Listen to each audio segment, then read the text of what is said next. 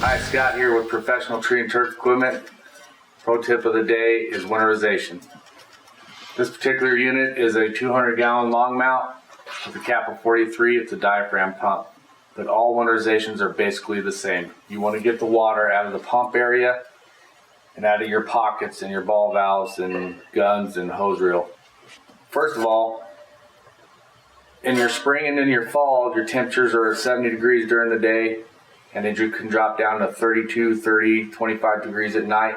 And a lot of times that bites people because you're out spraying the day, put your equipment away, and then it freezes and you don't think anything about it. So a lot of times people don't get all their chemical out of their tank, so they can't exactly do a complete winterization, but what I will show you will work for overnight.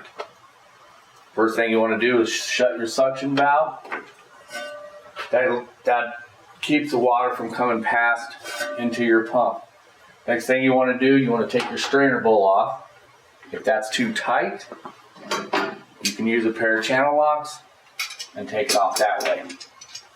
Spin that off, and you will have chemical come out here. Make sure your O-ring stays secure. Next thing you want to do is take off your feed line to your hose reel or hose reels. A lot of times people have multiple hose reels, so you want to take every single hose off, which is just a wing nut that comes off of a ball valve right here. Open that ball valve, and then your bypass line, which is the line that goes back into the tank. If you have chemical in your tank, there's no shut-off provisions on the bypass hose.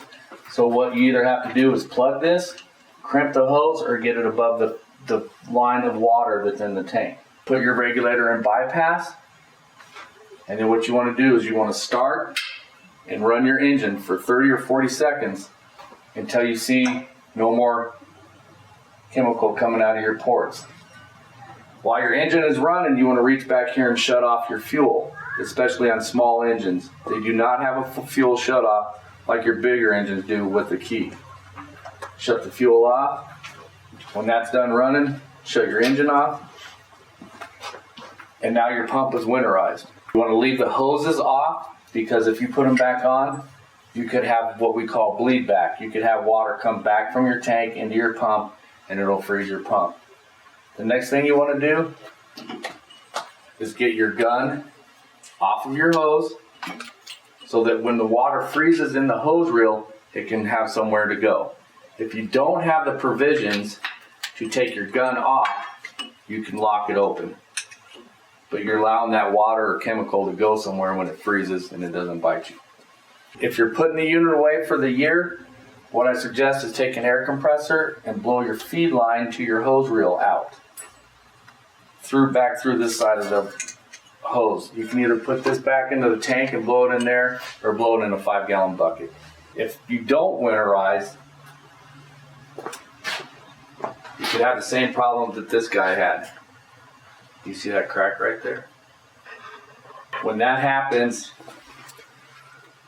you'll lose pressure, or you'll have white oil from oil contaminate or chemical contaminating the oil.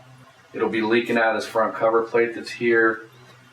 All kinds of scenarios that can happen from this freeze, and it's very, very expensive. That is your pro tip for the day. I'm Scott with Professional Tree and Turf Equipment. You can reach us at protreeturf.com or call us at 303-422-7608. Thank you.